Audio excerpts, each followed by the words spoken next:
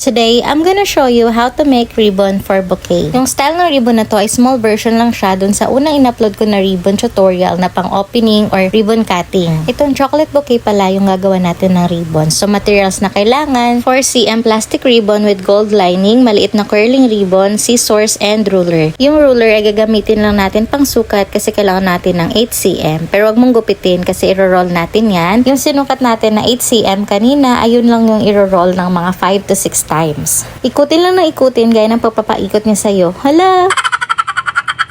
Anyway, habang pinapaikot yung ribbon, kailangan natin hawakan sa gitna, tipipress para hindi sila maghihiwalay. Sana all hindi naghihiwalay.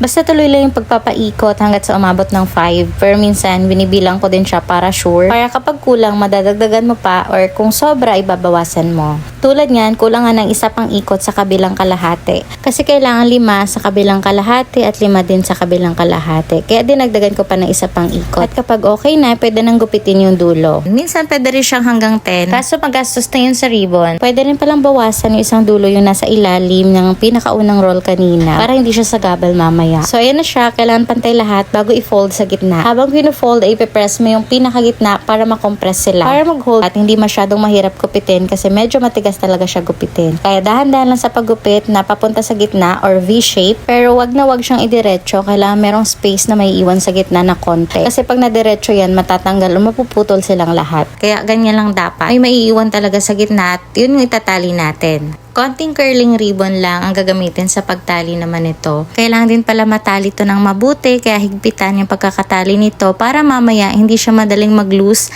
kapag ihihiwalay na sila. Hindi ko alam kung ano talagang tawag sa ganitong style na ribbon pero for me, sa mga bouquet, mas attractive to tingnan or ako lang ba? Hindi ko sure.